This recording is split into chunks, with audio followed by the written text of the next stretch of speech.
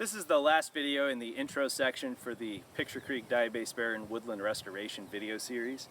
And I just wanted to take a few minutes to answer some common questions that I get when I bring groups out here for in-person tours. And the first question that I get from almost every group that comes out here, and it's a great question, is what's the long-term plan for this site?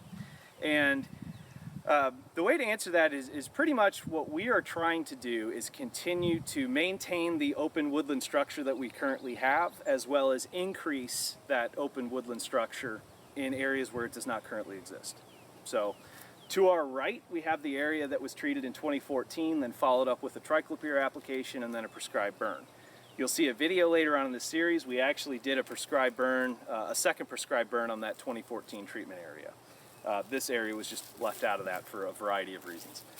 To our left, we have another a new area that was harvested. So this went well enough that all the partners agreed that we could do a little bit more. So we went ahead and treated another 250 acres.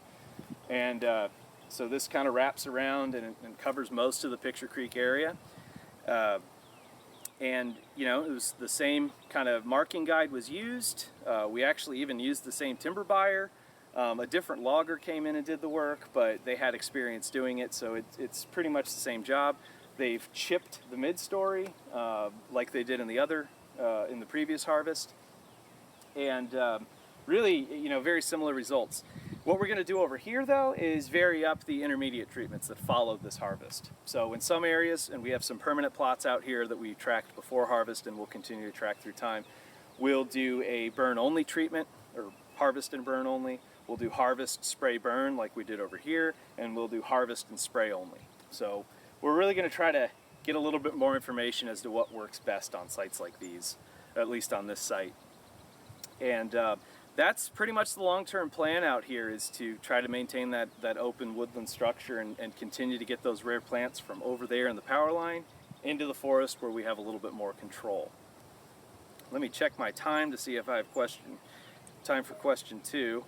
I do.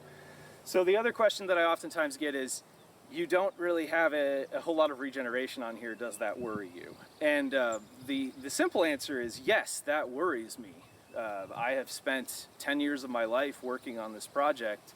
It's very important to me. It's a special site to me, and I definitely worry about what happens if a hurricane or a tornado comes in here and knocks all of this down. It's actually a big stressor for me. But I have to look past that for now. I would love to think about regenerating post oaks and shortleaf pines on this site to kind of account for that. However, I'm still fighting things like red maple and sweet gum and more importantly loblolly pine on this site. They still come in abundant numbers.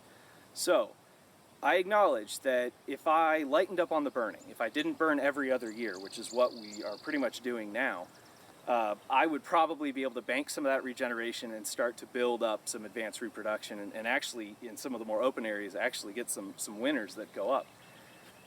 But if I don't burn every other year or so, which kills that desire or knocks back that desirable vegetation, I'm going to be overrun with loblolly, sweet gum, and red maple. So I need to maintain the flexibility to burn frequently on this site to get those species under control. Once I've depleted their rootstocks and kind of whittled away at the seed source of loblolly pine that remains out here, once things are under control, then I'll be able to scale back the burning frequency a little bit and be able to kind of work with the regeneration that I get. So if I get a good seed year, I can lighten up on the burn a little bit and give that stuff some time to grow. But for the time being, the focus out here is maintain this open woodland structure and really reduce my competition from off-site species. Then I can think about regeneration.